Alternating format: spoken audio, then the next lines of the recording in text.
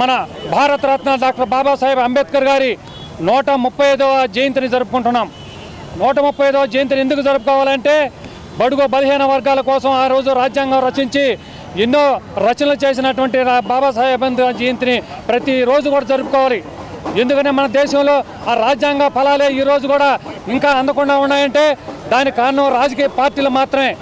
ఆ రోజు కాంగ్రెస్ పార్టీలో ఉన్నప్పుడు డాక్టర్ బాబాసాహెబ్ అంబేద్కర్ గారిని ఎంపీగా పోటీ చేస్తే కూడా ఓడిగొట్టడం జరిగింది. ఈ రాజ్యాంగం రచించిన దాకా ఏదో చెప్తాలో సామెత అటప్పుడు ఏరు దాటిన దాకా బోడిమాల అయిన టైపులో రాజ్యాంగం రచన చేయమని కోరిన కాంగ్రెస్ పార్టీ వారు బాబాసాహెబ్ అంబేద్కర్ గారిని ఎలక్షన్లో పోటీ చేస్తే దొంగదారిని ఓడించడం జరిగింది. అదే ఆయన పిఏనే ఆయన మీద పోటీ పెట్టి ఓడించడం జరిగింది.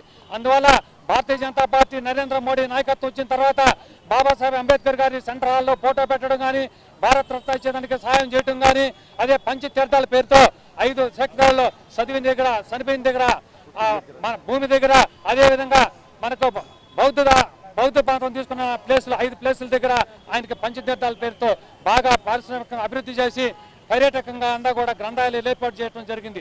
అదే నరేంద్ర మోడీ దాదాపు 4,000 కోట్ల రూపాయలు వెచ్చించారు. అదే కాంగ్రెస్ పార్టీ వారు అంబేద్కర్ని తొక్కాలని చూశారు. అందువల్ల దేశంలో భారతీయ జనతా పార్టీ వల్లనే బడుగు బలహీన వర్గాలకి అన్ని ఫలాలు అందుతున్నాయని, అది నరేంద్ర మోడీ గారి పిలుపు మేరకే, రాష్ట్ర అధ్యక్షుడు పివిఎన్ మాధవ్ గారి పిలుపు మేరకు, మా అధ్యక్షుడు పండితుల సురేష్ గారి ఆదేశాల మేరకు ముందస్తుగా అంబేద్కర్ జయంతిని చేయాలి 13వ తారీఖున అని చెప్పి చెప్పడం జరిగింది. ఆ సందర్భంగా మేము అందరం కూడా ఎస్సీ బీసీ మొత్తం భారతీయ జనతా పార్టీ అందరూ కలయికతో వచ్చి ఈ యొక్క జయంతిని ఉత్సవాలను ఘనంగా జరుపుకోవడం జరుగుతుంది.